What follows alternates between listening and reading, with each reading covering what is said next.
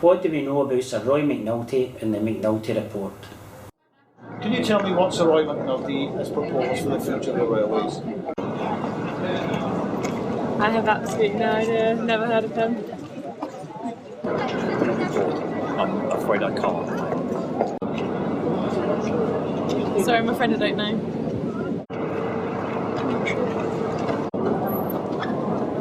I've got a clue. I actually can't. I have absolutely no idea. Sir Roy McNulty is an ex-chairman of the UK Civil Aviation Authority. McNulty was appointed by the former Secretary of State, Lord Adonis, in February 2010 as chairman to lead a special Rail Value for Money study. The report was jointly sponsored by Department of Transport and the Office of Rail Regulation to examine opportunities and barriers to improving the value for money of the UK rail networks. McNulty was given licence to consider cuts and savings from all parts of the rail network, but not to examine the savings that would be made if the railway was brought back as one railway under public ownership. McNulty's report has now been endorsed and published in a command paper by the government. Many stations will close. On top of that, a quarter of all railway booking offices will close, and many staff will be replaced by ticket vending machines. We're at Hayling Station. As you can see, Hayling Station is an unmanned station. The station ticket office is boarded up, and the nearest facility to buy a ticket, other than the purchase machine here, is at Strood Station. I personally always prefer to have people at ticket desks because I'm not very good with machines. Subiter lah, berapa no? Tengok ada tiket type. Mana itu dia dapat tadi ya?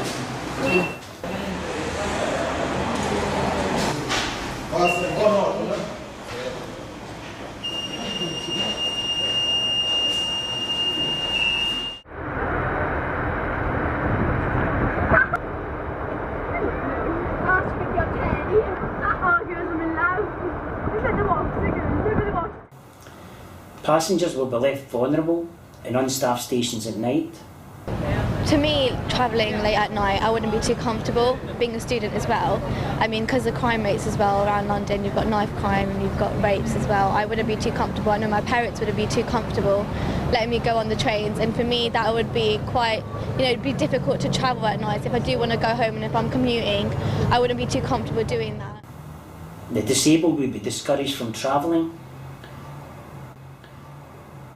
Sarah, being registered disabled then, that suggests to me that you rely heavily upon station staff and staff on trains to assist you when you make your journeys, is that right? Yes, I wouldn't be able to travel on the trains without the assistance of the rail staff and the people who work on the trains themselves. Have you heard about the government's command paper then and what it will mean for the future for rail travellers and in particular for yourselves? Yes, I have heard of the paper. And I think it'll have a significant impact on travellers like myself who use a wheelchair or have any kind of physical disability. For example, without the rail assistance, I wouldn't be able to board the train because they have to get the ramp out for me to get the wheelchair on the train in the first place. And similarly, I wouldn't be able to get off the train at my destination.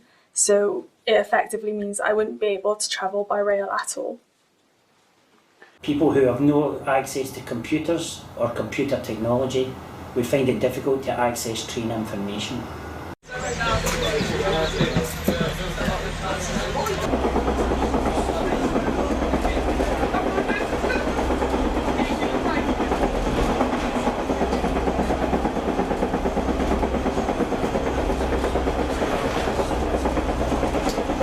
I think they'd already been drinking a fair bit because they had quite a few bottles with them. And just as we were leaving Roos, there was a lot of noise coming from the front coach where they were all sat. One of them was smashing the light fittings with his fist, and some were fighting and some were just jumping over the seats and frightening the passengers in there. So I moved the passengers into the back coach for their safety, and then when we arrived at Barry Town Station, the police came and made several arrests. On-train staff would also be cut, with more trains becoming driver-only. I wouldn't feel safe at all. I've been attacked on the train before by a drunk woman, so no, I would not feel safe. The elderly would become fearful of travelling on the trains at night without a conductor on the train. As a consumer, I would like to know that there's a benefit, there's a cost benefit to the fact that I'm paying top dollar, I want to see people around when I need them. McNulty's cuts will lead to further overcrowding of the trains due to fewer trains running during the off-peak periods.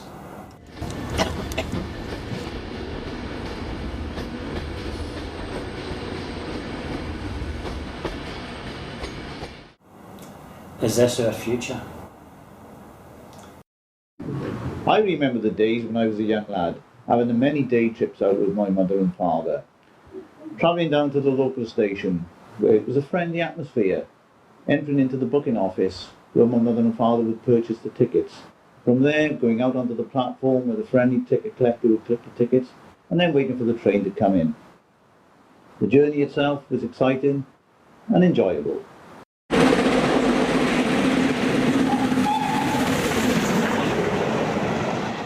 Probably about 9 or 10, and I went with my mother to visit a relative in Exeter, and I just remember this big scary train and getting a cup of tea before getting on the train and being all excited and sat by the window with a table and just thoroughly enjoying the journey. And I remember the conductor laughing and checking the tickets, which hindsight is strange doing the job now. I just remember just a lovely experience and a wonderful day out, and most of the excitement was about travelling on the train. In the mid-1960s, however, it was all to change. Dr. Beechin came onto the scene, and like today, like Sir Roy McNulty's prepared the report for the government, so did Dr. Beechin.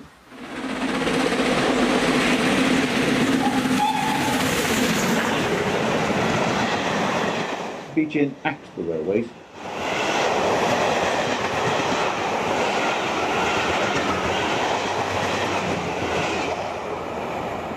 $60,000 rail workers' jobs went. Hundreds of stations closed. And thousands of miles of railway track were ripped up. My days out had ended by train.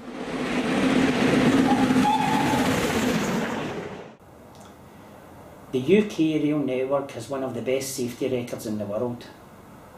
But McNulty has put a price on safety and recommends that costs are cut, reducing safety and standards to that of other countries in Europe such as Holland. They have a lower cost but more accidents and deaths in their railway.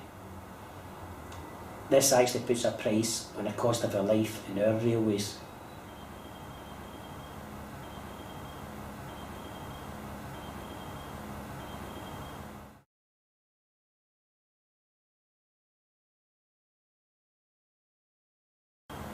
Who is McNulty? The modern day Beechin? The Fred Goodwin of the railways? One thing's for sure, he's coming to close a station near you. Be warned. Can I first of all thank you for being part of the Better Rail campaign. Make no mistake, the cuts that the government and private train operators are pushing through will have a devastating effect on our railways. You know that when stations lose their staff, they become a magnet for petty crime, antisocial behaviour and vandalism. This in turn deters women from travelling at night. And of course, there's no one left to lend a hand to those with mobility problems, be it the infirm, the elderly or the disabled. You know, the scale of opposition to these proposals is such that victory is firmly within our grasp.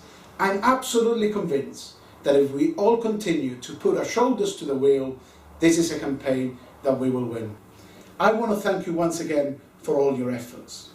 Please keep up the good work. If you need more information on this campaign, please see our website.